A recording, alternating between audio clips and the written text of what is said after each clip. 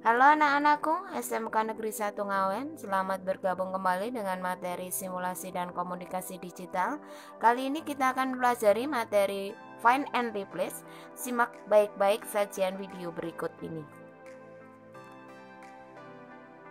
Kita lanjutkan pembelajaran kita. Kita hari ini akan membahas tentang fungsi tombol Find dan fungsi tombol Replace. Find ini untuk mencari dan replace ini untuk mengganti ya. Find untuk mencari, replace untuk mengganti. Mencari apa? Misalnya kita akan mencari sebuah kata, sebuah huruf, sebuah kalimat. Nah, di sini untuk percobaan kali ini kita akan mencari sebuah huruf saja dulu ya. Jadi tombol yang kita tekan adalah Find. Nah, di sini tombol navigasi sudah akan muncul. Misalnya kita akan mencari huruf X. Nah, huruf X itu adalah kelas 10 ini. Semua yang kita cari tadi akan ditemukan di blok menjadi kuning. Nah, di blok kuning. Kemudian akan kita ganti misalnya. Jadi kita akan mengganti, berarti kita klik tombol replace. Nah, di sini find what? Oh, kelas E. Kemudian replace with up, diganti dengan apa? Misalnya kita ganti dengan kelas 11. Karena anaknya sudah naik ke kelas 11, maka akan kita ganti dengan angka 11 atau Romawi 11. Akan kita ganti semua di kelas ini, replace all. Berapa yang akan kita ganti? Ada 32 huruf. Yes. Oke. Nah, yes dan oke. Maka dari huruf X tadi atau kelas 10 TABB tadi sudah berganti dengan kelas 11 TABB. Terus misalnya lagi di sini ada angka titik. Misalnya ini nanti kalau kita jumlahkan menggunakan Excel tidak bisa dengan titik, bisanya dengan koma. Maka kita mencarinya apa? Titik dulu. Titik. Kemudian kita ganti dengan koma. Saya akan mengganti semua yang berkaitan dengan titik ini dengan koma ya. Kemudian saya replace all. Berapa ini yang ditemukan? 34 akan diganti dari titik menjadi koma. Oke. Ini gampang bukan? Silakan untuk dicoba. Kita lanjutkan materi. Setelah kita bahas find and replace, kita bahas tentang indentasi. Apa tahu indentasi? Itu adalah tampilan awal paragraf yang menjorok ke dalam seperti ini. Lihat, kan ada batas putih ini. Untuk membuat indentasi ini bisa kita mengaturnya lewat margin atau dengan cara menekan tombol tab secara otomatis akan menjorok setengah inci atau 1,27 cm. Misalnya seperti ini, kita tekan tombol tab yang ada di keyboard. Nah, otomatis dia akan menjorok setengah inci atau 1,27 cm. Itu adalah indentasi, yaitu awal paragraf yang menjorok ke dalam. Terus cara atau dengan memanfaatkan fitur ruler. Ini adalah ruler ya, ini adalah ruler. Kita bisa memanfaatkannya. Ada 4 penanda indentasi yang dapat diatur, yaitu first line indent marker. Lihat di sini. Ketika kita sentuhkan mouse di sini, ini adalah yang dimaksud dengan first line indent marker, mengatur baris dalam setiap paragraf agar menjorok ke dalam. Perhatikan ketika ini saya geser, dia menjorok ke sana. Saya geser yang first line-nya ini, dia akan seperti ini. Kemudian hanging indent marker berfungsi untuk mengatur awal baris pada semua baris setelah baris pertama. Itu hanging. Ini misalnya. Nah, ini hanging. Yang kedua berarti misalnya seperti ini. Saya ulangi ya. Saya kembalikan ke samping kiri. Ini adalah first line. First line itu awal, kan ini ada 2 baris. Tapi ini masih dalam satu paragraf. Kemudian yang di bawahnya ini adalah hanging indent marker, mengatur awal baris pada semua baris setelah baris pertama. Dari adalah baris kedua. Kita geser ke sini. Nah, dia akan mengikuti dari baris pertama. Ya, itu hanging. Kemudian left indent marker. berfungsi mengatur letak awal baris seluruh paragraf termasuk baris awal. Left itu yang kotak kecil. Ini ada 3 bagian ya. Ini first, kemudian ini hanging yang atasnya, yang bawah kotak ini adalah left indent marker, mengatur letak awal baris seluruh paragraf termasuk baris pertama. Nah, ketika ini saya geser seperti tadi, 1, 2 baris ikut semua. Nah, kalau yang digeser adalah left indent marker. Berbeda kalau yang first itu hanya atas, kalau yang hanging itu yang bawah. Nah, itu perbedaannya. Tapi kalau dua-duanya ini kita ikut semua. Oh, ini ada 3 bagian. Yang terakhir, right indent marker berfungsi untuk mengatur jarak pada batas kanan paragraf ini. Ini adalah left indent marker. Misalnya ini. Nah, ini lihat ada perubahannya. Ini saya geser lagi sini. Nah, ini adalah right indent marker.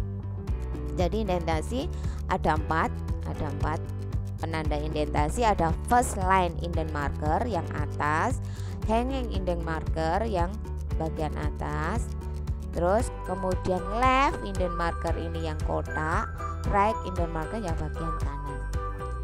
Jelas sampai di sini?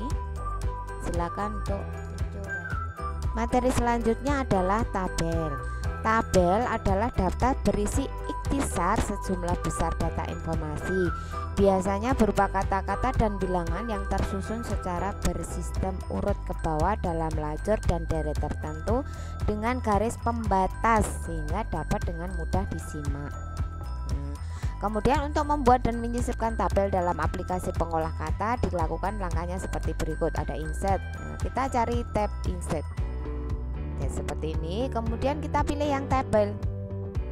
Kemudian di sini untuk membuat tabel kita bisa memilih ini berapa jumlah kolomnya, berapa jumlah barisnya. Nah, bisa kita. Ini ada 10 kolom 7 baris kalau seperti itu, atau bisa lewat insert tabel. Nah, seperti ini kita menentukan kolomnya berapa. Misalnya kolomnya kita buat 5, barisnya 2, kita klik OK, maka hasilnya seperti ini. Ini kolomnya 5, ada 2 baris. Itu untuk tabel ya. Kemudian kita coba di sini ya sambil belajar. Kemudian tadi ya sudah. Kemudian misalnya seperti ini. Sudah ada contoh di sini. Ada nomor urut, nama siswa, ulangan 1, ulangan 2. Misalnya. Tuh, kemudian kita misalnya ini ya. Ini berapa? Ada berapa kolom ini? Ada 1, 2, 3, 4 kolom. Misalnya kita buat ya di sini ya. Tadi insert tabel. Berapa kolomnya tadi? Ada 1, 2, 3, 4. Ada 4 kolom. Berapa baris ini? 1, 2, 3, 4. Ada 4 juga. Ini kita klik OK. Nah, di sini hasilnya seperti ini. Ini kolom ini lebarnya akan default sama semuanya, tapi kita bisa mengubah sesuai keinginan dengan menggesernya. Di atas ini di ruler ada move tabel kolom, ini bisa kita geser. Kita geser di sini di move tabel kolom, menyesuaikan dengan isian karakter yang kita isikan di dalamnya. Ini juga bisa kita geser ke tengah seperti ini, misalnya ini ya. Kemudian kita bisa isi seperti ini. Kemudian pengaturan kita bisa menambahkan, misalnya ini saya kasih dulu ya 1, 2, 3, 4. Saya ingin menambah 1 baris lagi di sebelah kanan. Perhatikan di sini ketika kita di dalam tabel, kita klik di luar tabel tidak ada menu layout, tapi ketika kita klik di dalam tabel ada menu layout, ada menu desain. Kita bisa klik layout di sini. Menambahkan di sebelah mana? Oh, di sebelah kanan, berarti insert right. Nah, ini ada kanan. Kita mau menambahkan lagi di sebelah kiri, berarti insert left. Menambahkan lagi di bawah, misalnya ini sudah saya isi ya A, B, C. Saya ingin menambahkan di bawah, berarti insert below. Ini ada, oh saya ingin menambahkan satu baris di atas C, berarti insert box. Jadi tadi kalau untuk menambahkan di sebelah kanan insert right, menambahkan di sebelah kiri insert left, menambahkan di bawah insert below, menambahkan di atas insert above.